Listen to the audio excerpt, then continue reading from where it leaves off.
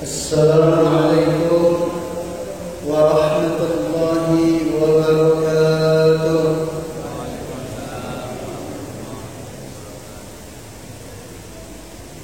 Bismillahi walhamdulillahi wassalatu wassalamu ala rasulillah. Bismillahi ma sya'allahu kana ma lam yasha' wa lam yakun. Bismillahilladzi la yadurru ma'asmihi syai'un fil ardi wa la fis sama' wa huwas sami'ul 'alim. Subhanal malikil quddus Subbuhul Quddusur Rabbuna wa Rabbul Malaikatu war Ruh. Subhanaka la ilma lana illa ma 'allamtana innaka antal azizul hakim.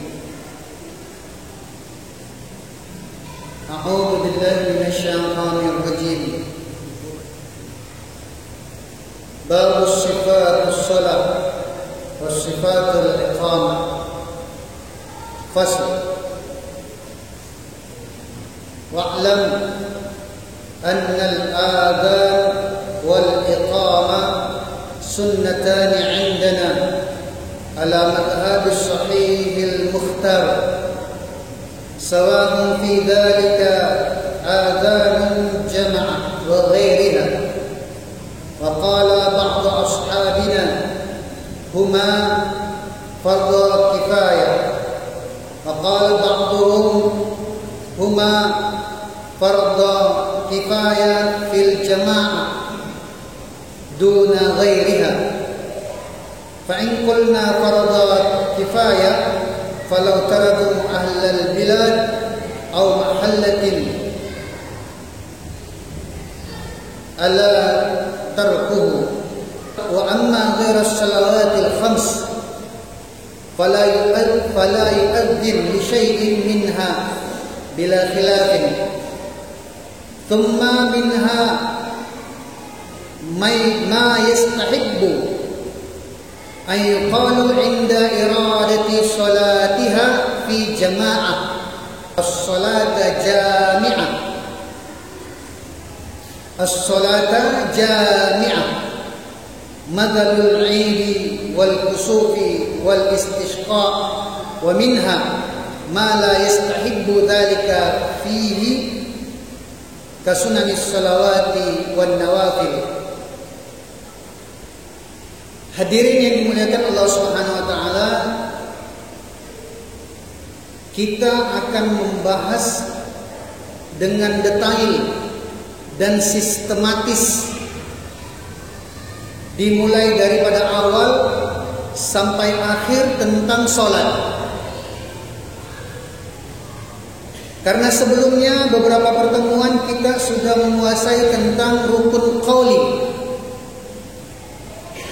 maka sejak awal ini akan include masuk di dalamnya juga rukun fi'li, sehingga kita bisa melihat bahwasanya rukun fi'li itu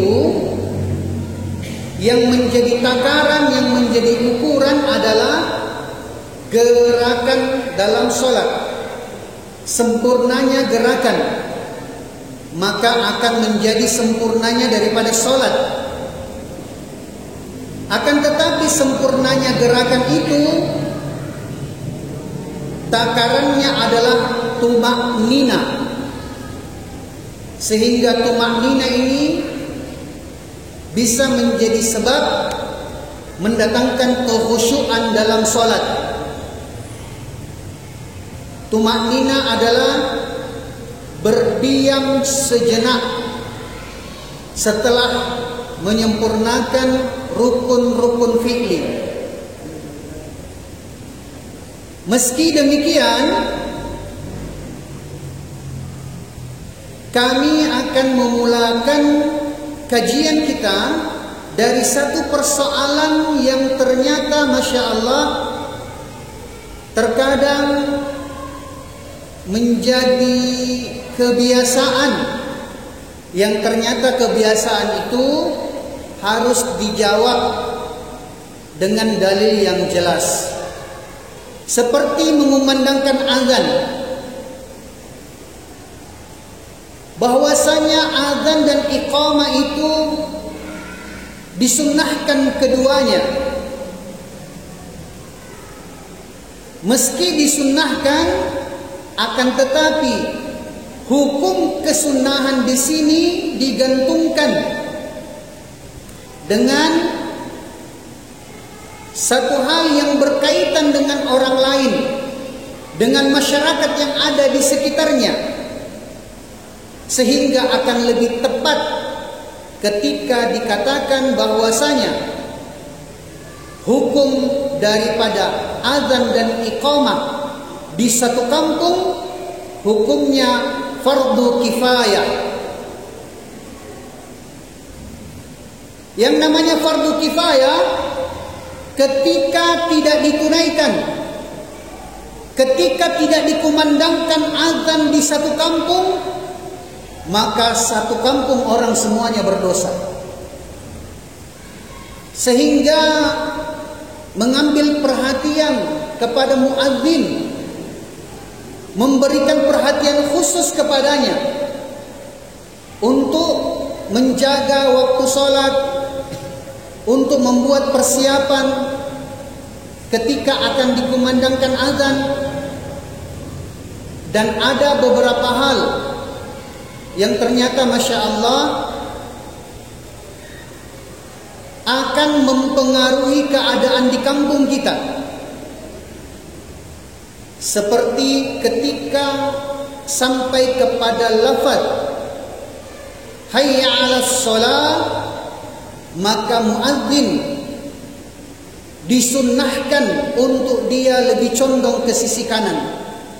Jadi posisi lurus, maka dia mengambil posisi menghadap serong ke kanan, mengumandangkan hayya 'alas shalah, hayya 'alas shalah 2 kali. Kemudian kembali lurus dan mengambil posisi condong ke kiri ketika hayya 'alal falah, hayya 'alal falah.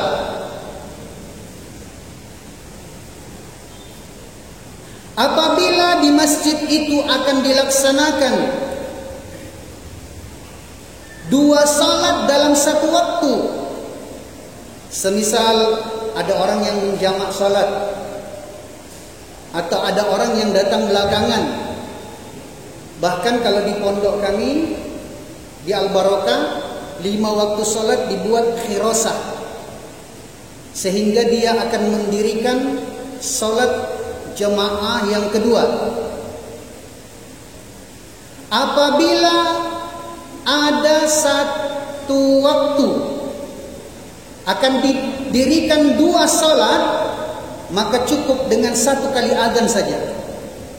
Maka 1 kali azan untuk salat zuhur itu sudah mewakili azan sampai masuknya waktu asar.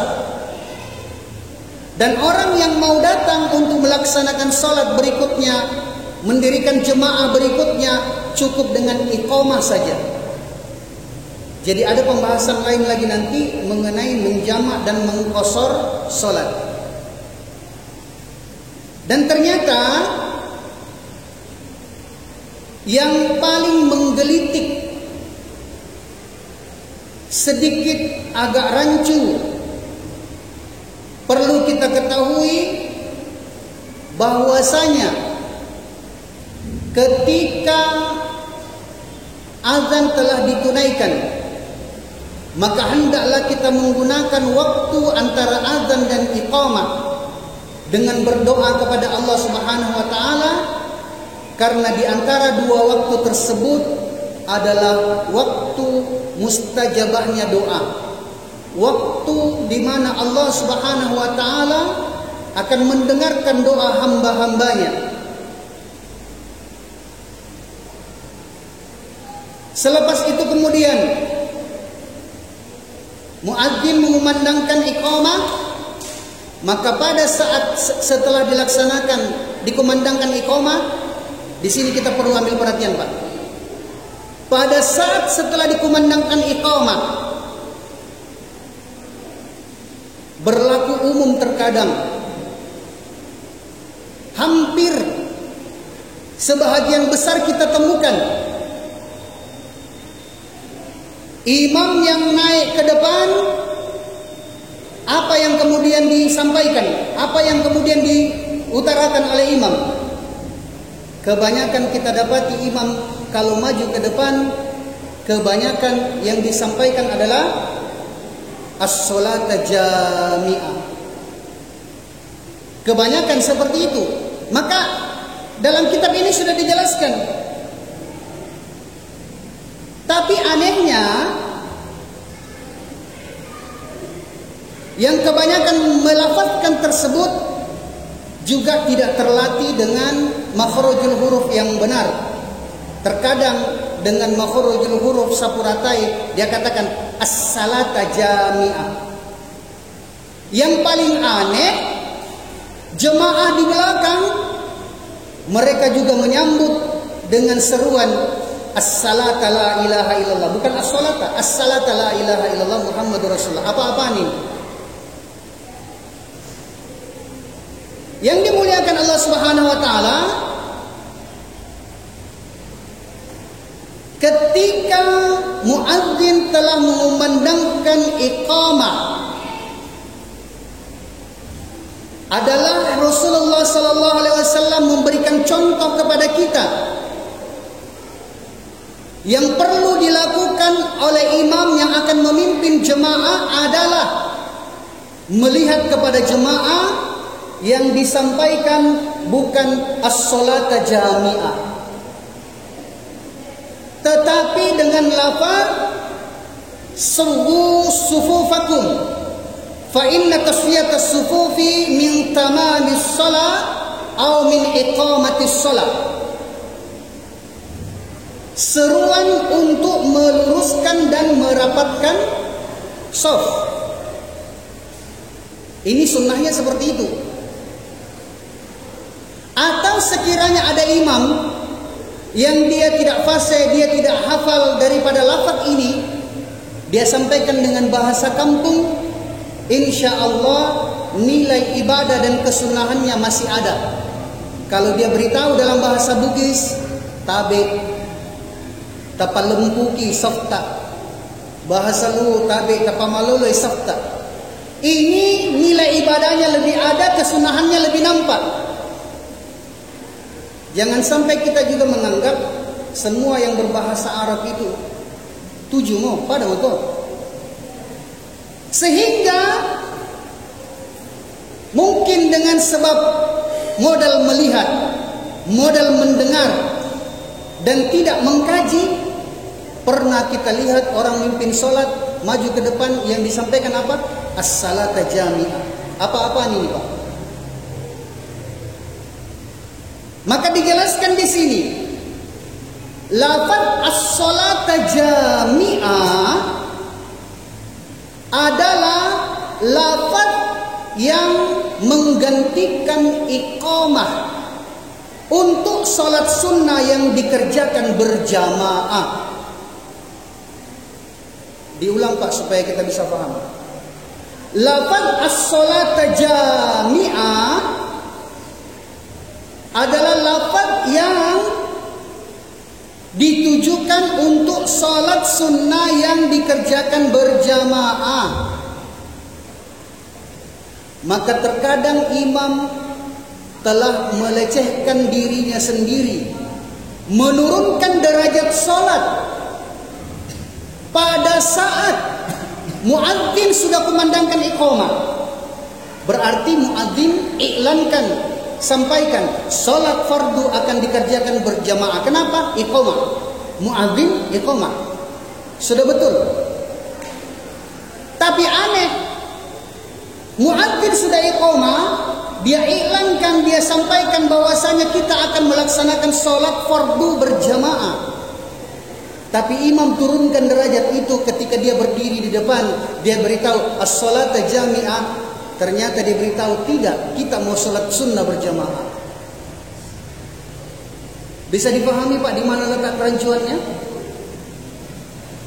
Kenapa tadi dikatakan kalau kita pakai bahasa Bugis, bahasa daerah, bahasa kampung kita, nilai ibadahnya ada, kesunahannya pun juga kita dapatkan.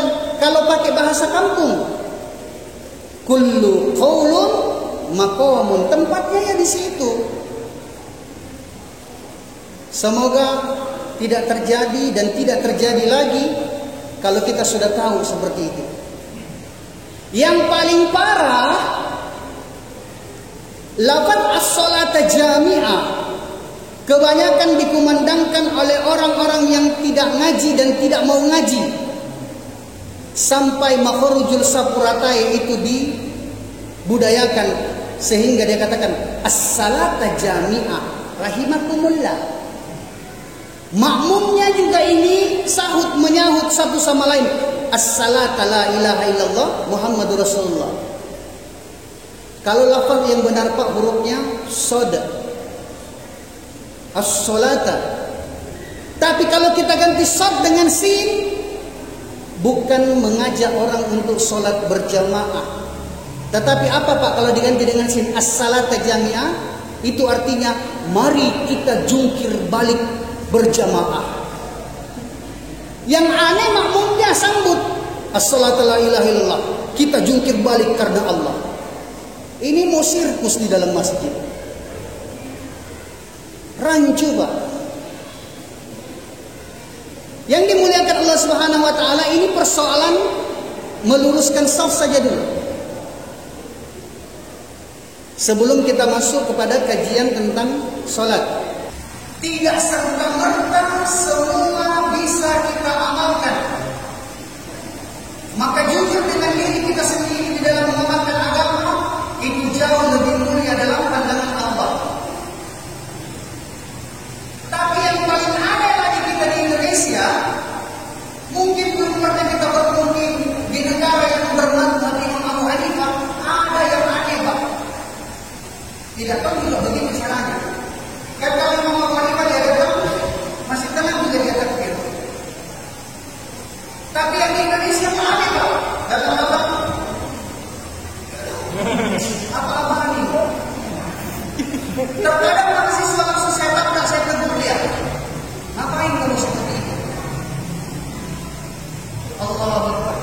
Lebih-lebih kalau banyak orang Pak, sambil dari terkadang kan orang ini ketika dia masuk dia menunjukkan bahwa saya dia fase dalam salat.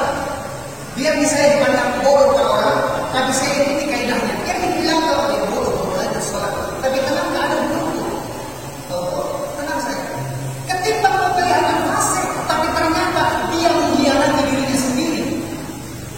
Dan memperlihatkan fase Pak. Jadi kalau bilang orang awam sinyal segala.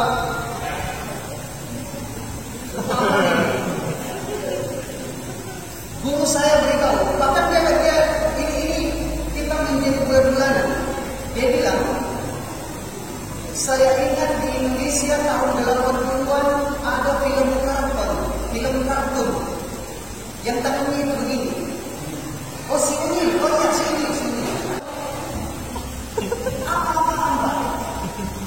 Artinya memang kita Abu Hanifah mengajarkan model salat, tapi tidak begitu amat. Tenang aja dia dengan tenang mengangkat takbirnya. Sekali lagi belajar jujur dengan diri kita. Jangan katakan Imam Abu Hanifah tidak pasang niat ketika dia mau datang kepada salat. Jangan katakan datang kemudian dia langsung takbir. Bolehkah serta-merta kita amalkan seperti itu Pak? Boleh. Dengan catatan kita sudah masuk di wilayah tasawuf. Kalau kita sudah pernah ngaji tasawuf, insya Allah tidak usah kita masuk di latifatul tsani. Di latifatul awal saja.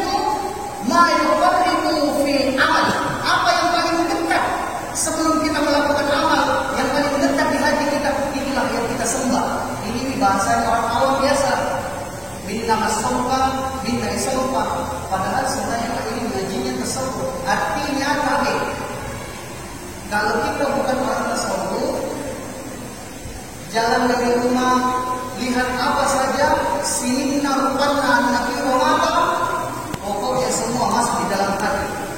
Kenapa Pak hati tidak bisa terjaga sehingga kemudian dia sholat seperti apa yang pernah dia lihat? Tapi kalau orang tasawuf ada namanya wukuf qalbi, ada namanya rawito, ada namanya hak untuk menjaga hatinya, sehingga dia selalu saja terjaga hatinya. Begitu masuk terjaga hatinya. Kalau orang yang tidak terjaga hatinya, maka dia perlu dengan niat dulu, agar supaya dihitung yang paling dekat dengan amalnya, dihitung seperti itulah amalnya. Biar kami dibilang itulah amal.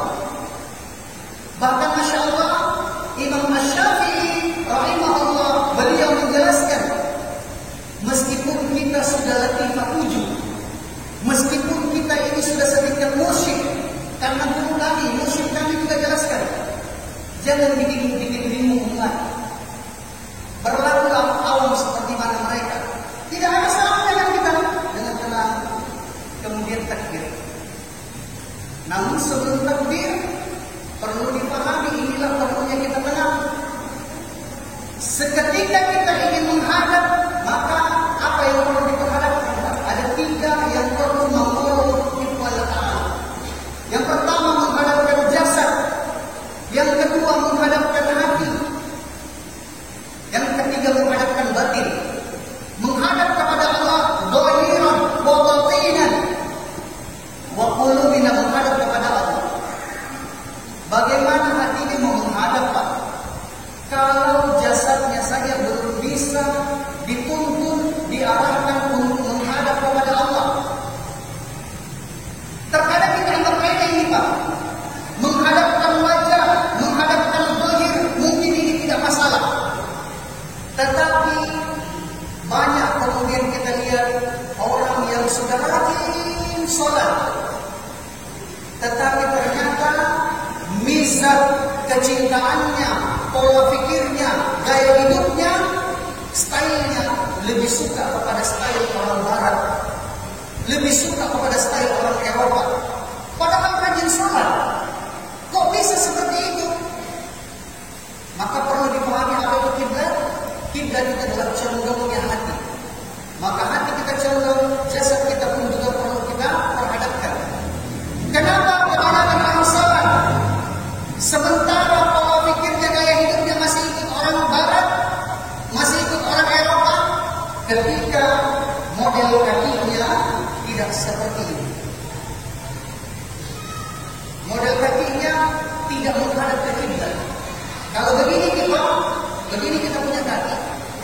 Kalau dalam baris per baris namanya karnam ya. Kalau begini kita punya kaki Pak, coba kita pakai garis, tarik di benang. Apa yang ditunjuk di sana? Amerika. Tarik ke benang. Apa yang ditunjuk di sana? Ya, Rusia. Sehingga Masya Allah, banyak orang sholat, tetapi dia masih malu menampakkan keislamannya di tengah-tengah umat. Kenapa? Persoalan ini akan mempengaruhi hatinya. Ini masuk di wilayah tasawuf. Jadi berdiri kan kita ada syariat berdiri. Kalau syariatnya saja belum benar Pak, bagaimana untuk kemudian masuk di tarikat tasawufnya? Bagaimana untuk bisa ma'rifat, bisa benar-benar kenal kepada Allah? Bagaimana mendapatkan hakikat berdiri di dalam sholat? Jangan kita bilang kaki X kaki tidak. Latihan kita meluruskan kaki kita menghadap kepada Allah. Akan mempengaruhi pola pikir jalan hidup Pak. Kalau ternyata kita abaikan itu. Kemudian posisi kaki kita itu lebarnya selebar dengan punggung kita, pundak kita, sama di lebarnya ini. Tidak usah dibuat terlalu lebar. Apalagi kalau cari-cari kakinya orang. Banyak kan yang begitu Pak. Kami sudah sering sampaikan di kajian. Kalau ada orang yang cari-cari kaki begini sholat, saya angkat begini, maka saya injak dengan kuat. Iya, untuk berikan pelajaran. Tapi Ustaz Abdul Somad lebih jauh lagi. Jadi kalau ada orang cari-cari kaki itu, saya angkat, saya injak dengan tumit saya. Yang dimuliakan Allah Subhanahu Wa Taala,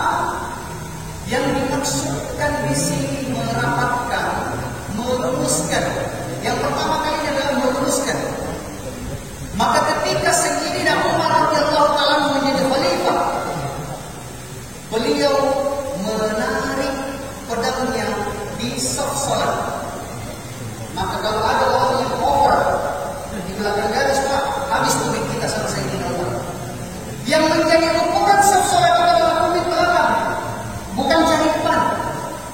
Maka ketika imam beritahu istaqimu wa'tadilu sawwu sufufakum, maka yang kita lihat adalah duit kita. Kemudian dia tiba orang yang betul-betul menjaga dia. Sudah betul lah? Sudah lulus sudah? Ya sudah. Oke? Berarti dua persoalan harus kita pegang terus. Jangan sampai pada lewati ini, nah begini bikin nanti sholat isya. Nah begini bikin nanti sholat isya. Jadi kalau ada yang nanti yang begitu, Pak, jangan takut indah bikinnya. Ya, nasnya jelas Pak. Keterangannya jelas.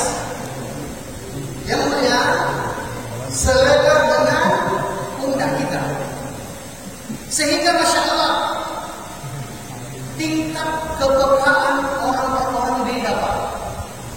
Sensitifnya orang per orang beda. Lebih-lebih kalau orang Arab itu dia pakai kain, jangan coba-coba berani pegang pahanya. Kalau laki-laki dengan laki-laki, daripada saya menarik tidak Pak. Oh sudah, langsung ditampar kita. Karena dia itu memang sensi sekali. Saya mungkin termasuk bahagian dari esensi seperti itu. Kalau ada orang kena gitu, saya tidak konsentrasi nih. Kemudian bahkan saya terkadang berpikir, mau apa ini di samping? Iya, mungkin dia suka sama saya. Laki-laki suka sama laki-laki, dia mungkin gitu. Ini kan bisa malah merusakkan sholatnya orang. Sehingga Masya Allah, dulu kami jelaskan, seukuran satu kepal jaraknya Pak, satu kepal, kemudian di sini ada bak lagi, itu dianggap rapat. Seukuran satu kepal ada jarak antara kaki kita dengan orang lain, maka itu dianggap rapat. Bisa dipahami? Kenapa? Karena ini kan ada di tempat ini. Maka diluruskan. Ya, kita lanjut sekarang. Maka Imam Asy-Syafi'i rahimahullah menjelaskan, bahkan kami juga ditekankan Pak. Ya, alhamdulillah, kami ngaji tasawuf sejak tahun 2001. Sudah 22 tahun ngaji tasawuf, tapi tetap mengingat pesan guru kami untuk bersikap umum kepada orang di tengah-tengah jemaah. Artinya tetap kita pasang niat. Karena biasa saya dengarkan dan bahkan bertanya langsung ketika saya ceramah dan sebagainya. Dia bilang, itu niat dia di dalam hati. Wah, ini makanan saya Pak, kalau bisa datang hati. Sekarang saya tanya kita, kalau kita membahas tentang persoalan hati Pak, persoalan hati ini adalah persoalan wilayahnya tasawuf. Yang pernah belajar biologi mahasiswa, yang pernah belajar biologi di sekolahan, Masya Allah boleh kita tahu hati itu di mana? Hati itu letaknya di lambung sebelah kanan, di atasnya limpa, di bawahnya diafragma. Letaknya hati itu di sini, di sini. Tapi Rasul ini biologi Pak. Makanya kalau kita ngaji yang benar itu bukan mau dikasih buku kabar ini barang, bukan. Bukan mau dibenturkan antara kajian ilmiah dengan kajian imaniah, tidak. Maka tapi Rasul ketika dia bermajelis, dia jelaskan kepada para sahabat sambil mengangkat tangan kanannya, al-imanu fi qulubina wa qulubina huna. Seraya beliau kemudian mengayunkan tangan kanannya, meletakkan di dada kirinya, bahwasanya iman itu letaknya di dalam hati, hati itu di sini. Masya Allah. Yang mana yang benar? Adakah ini? Adakah Rasul yang keliru? Tidak. Kedua-duanya ada wilayah tersendiri. Tapi bisa dijawab dalam kehidupan kita sehari-hari. Seorang ibu mungkin ketika buka handphone suaminya, ada perempuan lain yang panggil sayang dia lewat WA. Sakit hatinya. Ibu kalau sakit hati kira-kira perlu ada sakit hati. Ternyata kita sudah ditasawufkan oleh Allah. Orang sakit hati Pak, meskipun dia orang awam dia sakit hati. Tapi kita tidak tahu.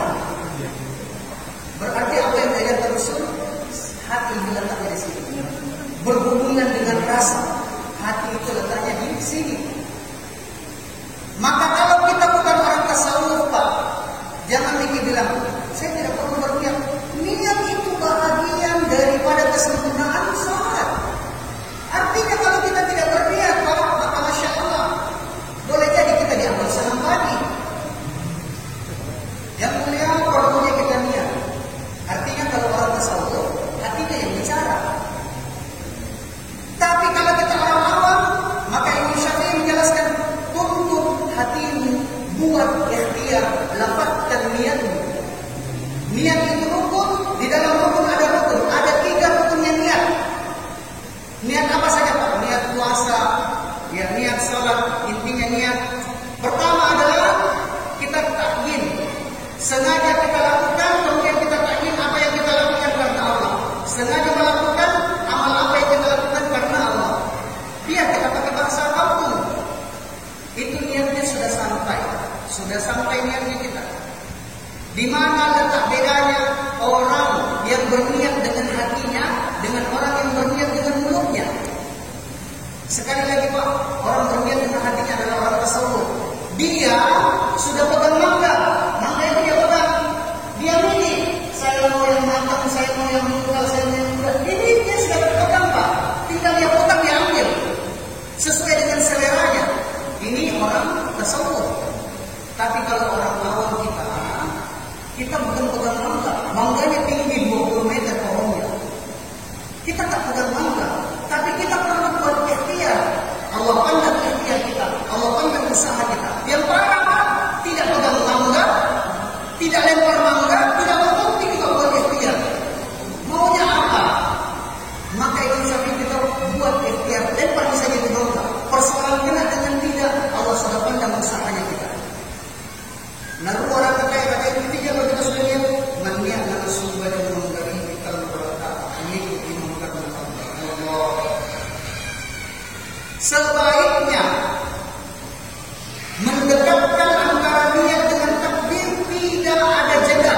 Seperti orang nikah, jangan ada jeda. Makanya itu kalau kita dalam filosofi ini tekan begini, maksudnya tidak ada jeda. Begitu dikatakan begini langsung disambung, menunjukkan ini orang betul-betul konsentrasi, ini orang betul-betul sungguh-sungguh. Ya, nanti kita bahas mungkin untuk wilayah itu. Yang mulia, jadi kita melihat kapan kita takbir, ketika memang sudah bar, maka kita angkat takbir. Jadi kita sudah langsung pasang niat. Kemudian kalau kita takbir, menurut pendapat Imam Asy-Syafi'i, hadapkan zahirnya kita, hadapkan jasadnya kita sampai kepada kaki, dan hadapkan batinnya kita.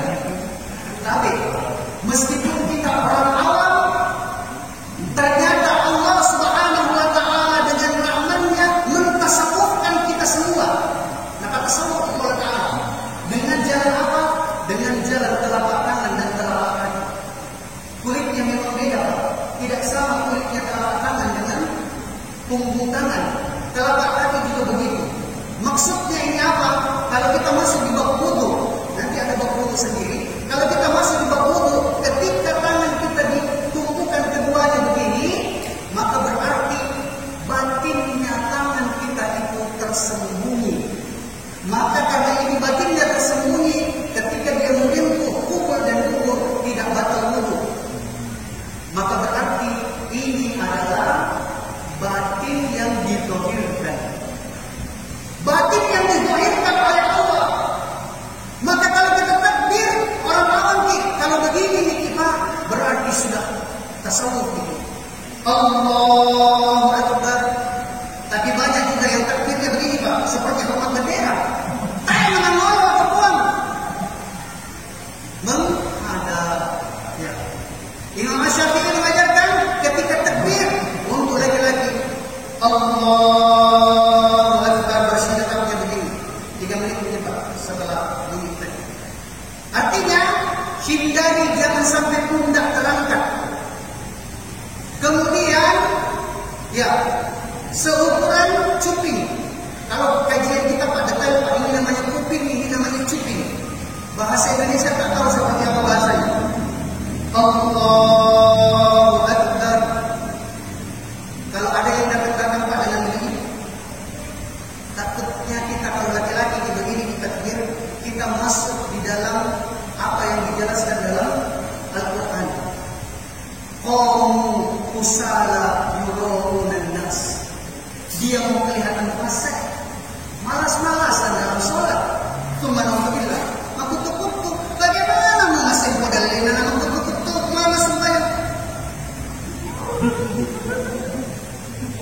Bolehkah kita begitu? Pendapat Imam Syafi'i, kalau mau takbir begini boleh Pak. Takbir begini memang ada pendapat Imam Syafi'i. Tapi untuk apa? Kalau mau begini takbir, sholat bisa pakai mobil lagi. Ibu-ibu takbir tak begini nanti. Tapi kalau bapak-bapak mau begini kita takbir pakai mobil lagi sholat. Biasanya dipahami Pak, membedakan takbir laki-laki dan perempuan menurut pendapat Imam Syafi'i. Allahu Akbar. Allahu Akbar. Bersedekap tangan seperti ini Pak. Jadi telunjuk kita seperti ini. Modelnya sama dengan ketika nanti kita akan tahiyat. Modelnya ketika kita takbir sama ketika kita akan sujud. Model kita berpegang tangan sama ketika kita akan tahiyat. Insya Allah kita akan lanjutkan setelah salat Isya, sebelum doa Insya Allah. Lafaz takbir, baik itu takbiratul ihram dan takbir intiqal, maka kata bar itu adalah akhir dari gerakan. Fi'ilnya seperti itu.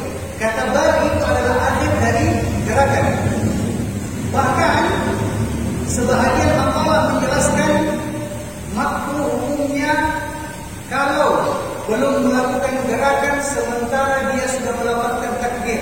Semisal Allahu Akbar lebih dahulu lafaznya, maka hukumnya makruh.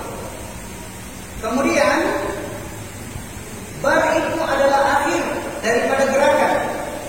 Ada juga yang terlalu bergaya berlakon Allahu Akbar. Jadi sekali lagi, bar itu adalah akhir dari gerakan. Allahu Akbar. Kemudian membaca doa iftitah, meringankan salat ketika salat berjamaah. Maka kita ringankan doa iftitah dengan Allahu Akbar kabira walhamdulillahi katsira wa subhanallahi bukratan wa asila, atau dengan langsung ini wajhatu wajhiya lilladzi fatara as-samawati wal arda hanifa, atau dengan seruturan satu subhanallah.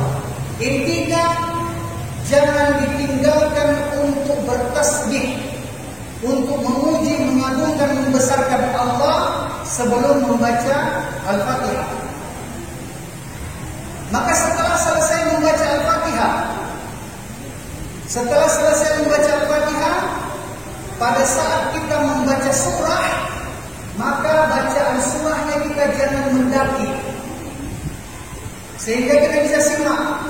Kalau mendaki berarti penjelasan fikihnya belum mantap, kajian fikihnya belum sistematis. Maksud mendaki di sini, yang dia baca falak dulu baru ikhlas, ini namanya mendaki. Ya, maka kita ketika membaca surah itu menurun, ikhlas dulu baru falak. Hindari seolah-olah ada kesan mempermainkan Al-Quran ketika rakaat pertama, membaca di pertengahan surah. Apakah itu surah Al-Baqarah, Al-Imran ataupun apa? Di pertengahan surah diambil. Kemudian rakaat kedua langsung ke Ikhlas. Jauh Pak. Maka akan lebih baik kalau dia itu runut. Kalau memang kita mau ambil di pertengahan surah, maka cari yang sambungannya dengan ayat berikut. Atau satu surah yang panjang, yang ternyata kita bagi dua, maka Masya Allah di awalnya pakai Bismillah, kemudian pertengahannya tidak perlu pakai Bismillah. Dan intinya adalah meringankan salat berjamaah. Yang perlu dibuat berlama-lama itu salat sunnah. Jangan dibalik-balik Pak. Kalau berjamaah karena banyak orang, dikasih malicu bacaan. Giliran salat tahajud pendeknya seperti apa?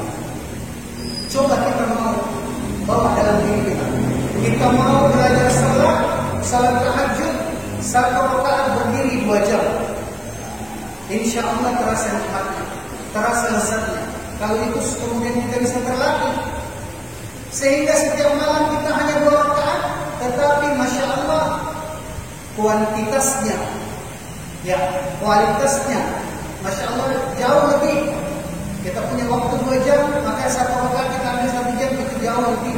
Untuk salat sunnah maka dianjurkan dipanjangkan, selain salat fardhiyah dan ba'diyah. Maka tadi ini adalah salat fardhu, sekarang salat sunnah. Untuk salat sunnah yang dikerjakan berjamaah, seperti salat tarawih, salat witir, salat idain, maka imam menyampaikan as-salata jami'ah rahimakumullah, as-salata jami'ah rahimakumullah, as-salata la ilaha illallah Muhammadur Rasulullah sallallahu alaihi wasallam. Atau untuk salat mayit, tapi kan belum lazim, masih jarang orang yang gunakan itu. Ada mayit yang mau disolatkan, maka Masya Allah imam menyampaikan as-salata ala hadzal mayyit rahimakumullah, untuk mayat laki-laki, as-salata ala hadhil mayyit rahimakumullah, untuk jenazah perempuan. Sehingga tanpa ilan orang sudah paham, oh ini jenazah perempuan, jenazah laki-laki. Selesai, kemudian kita merukuk. Dalam setiap amal yang perlu kita tahu adalah kaidah.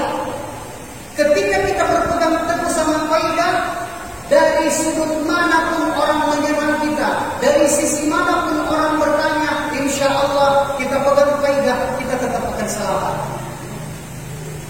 Semisal kita rukuk, maka bagaimana kita merukuk?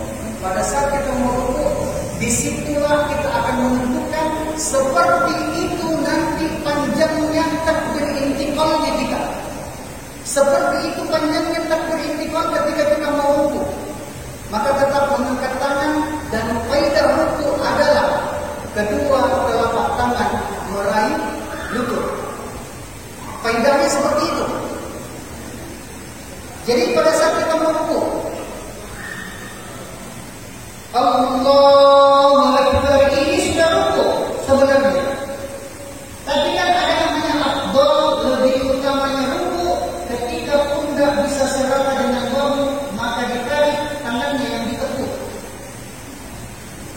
Artinya banyak orang yang mau meratakan pundak dengan punggung, tapi bukan tangannya ditekuk, tapi tangannya yang jatuh ke bawah. Wa idza yanzur am laysa ruku' batalat alaihi salatuhu, batal salat kalau keluar dari kaidah. Lepas dari lutut kita punya telapak tangan, sampai ada yang beralasan, saya akan panjang badanku, panjang tanganku. Sudah diberitahu kaidahnya, untuk mendapatkan yang lebih utama, maka yang dilipat adalah tangan kita, adalah ruas tangan kita. Bukan tangan kita yang turun ke bawah, batal sholat. Kenapa? Keluar dari kaidah. Dan ini rukun fi'li. Yang dilihat pada saat kita rukuk adalah gerakannya. Gerakannya itu kaidahnya tidak keluar dari kaidah. Kemudian yang kedua, tumakninanya. Jangan keliru memahami bahwasanya kalau orang mau rukuk itu bacanya. Sampai kan banyak orang kalau dia rukuk, yang dia tekankan bacanya karena dia pikir bacanya di situ. Batal salat. Artinya sekiranya ingin dibuat pilihan, sekiranya ingin dibuat pilihan, ada orang yang dia rukuk dengan tenang, tumakninah, dia tidak baca tasbih rukuk, Subhana rabbiyal azim, dia tidak baca, tapi dia bisa rukuk dengan tenang dan tumakninah. Dia tak baca. Ada orang yang baca 3 kali tapi dia tidak tenang, maka yang baca 3 kali tapi tidak tenang batal salat. Justru yang tidak baca tapi dia bisa tenang, sholatnya sah. Kenapa? Yang dinilai di situ bukan bacanya, tapi fiilnya, perbuatannya atau gerakannya. Jadi sudah bisa dibedakan Pak, mana fiilnya di sini, mana qauli, mana fi'li, mana qauli. Jangan sampai qauli yang kita jadikan tekanan. Ya. Dan pada saat kita ruku melihat ke tempat sujud atau ke jari-jari kaki, akan lebih bagus lagi kalau kita bisa kemudian menjadikan benar-benar tertarik urat saraf yang ada di bahagian lutut bahagian belakang. Kemudian kita membaca tasbihat. Baru kemudian kita iktidal. Rukukannya Pak, ada beberapa hal yang bisa membatalkan sholat. Iktidal lebih parah. Iktidal lebih banyak jalan orang ketika dia iktidal, banyak jalan untuk batal sholat. Ketika kita iktidal, sami'allahu liman hamidah, terayun kita punya tangan batal sholat. Selamatkan kita punya tangan supaya tidak terayun, boleh dikepit atau ditaruh di depan. Sami'allahu liman hamidah. Sekali lagi kalau terayun, batal sholat. Dan hati-hati ketika melafazkan sami'allah. Kalau kita tidak melihat teksnya, kalau kita tidak tahu tasrifnya, maka kita anggap sama-sama diberangkat sami'allah.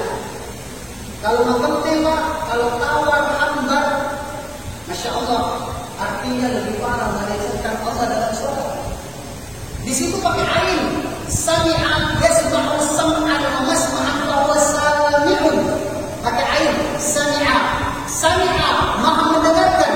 Allahu Allah, liman kepada orang hamidah yang memuji pu'in Allah. Jadi kalau ngajinya seperti ini, ada namanya arti perkata, kemudian arti global. Arti globalnya adalah Allah maha mendengarkan orang yang memujinya. Sekali lagi ditekankan di huruf ain. Tapi kalau namanya sami'allahu liman hamidah, sudah ain pun di tangannya, maka menjadi lagi para artinya. Apa artinya kalau sami'allahu liman hamidah? Sami'a musammallah. Artinya itu melecehkan Allah. Artinya namanya Allah masuk, namanya Allah becek. Semua orang yang ada di sini itulah namanya Allah. Sami'a yusammallah, namanya Allah liman seperti mana orang yang memuji. Di dalam sholat malam melecehkan Allah. Maka perlu kita hati-hati ketika melafazkan sami'allahu liman hamidah, kemudian kita jaga kita punya tangan, jangan sampai terayun. Dan ini juga rukunnya adalah rukun fi'li. Yang ditangkap di sini bukan bacanya, tapi gerakannya. Hendaklah kita bisa tenang. Kalau belum tenang berdiri, kemudian langsung sujud kembali darah, tapi kalau punya sholat. Dan banyak orang kalau dilihat marah atau tapi dia masuk kepada sigur gila. Hebat sekali. Kenapa Pak? Karena tidak menganggap bahwasanya ini adalah persoalan yang besar membatalkan sholat. Apa sih susahnya kita nikmati Pak? Nikmati sholat. Sami'allahu liman hamidah. Sedangkan kita dibaca kalau masih merasa kita bisa menang. Dan jadi kalau ada kan yang masih saja langsung sujud batal sholat. Ya, sampai di situ dulu saya beritahukan. Atau mungkin setelah ini ada yang mau ditanyakan, silakan bertanya. Setelah kita doa nanti seterusnya. Allahumma shalli wa sallim wa barik ala Muhammad wa ala ali sayyidina Muhammad kama shallaita wa sallamta wa barakta ala sayyidina Ibrahim fil alamin innaka Hamidum Majid. Ya Allah ya Rahman ya Rahim ya Dzal Jalali wal Ikram. يا حي يا قيوم برحمتك نستغيث يا حي يا قيوم لا اله الا انت سبحانك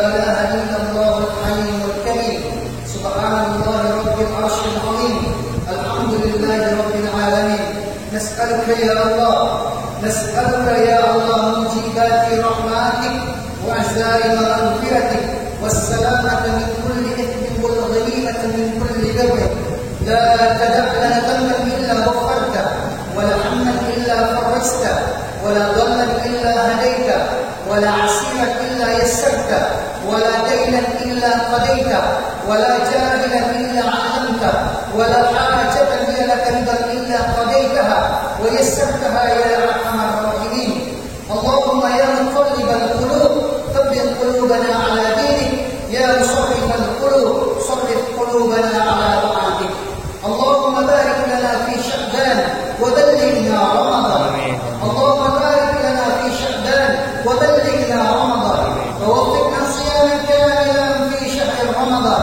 ووفقنا قياما كاملا في كل ليلة من رمضان اللهم استر عوراتنا وامن روعاتنا وصل اللهم على آله وصحبه وبارك وسلم وآخر دعوانا الحمد لله رب العالمين سبحانك اللهم وبحمدك أشهد أن لا إله إلا أنت نستغفرك ونتوب إليك سبحان ربك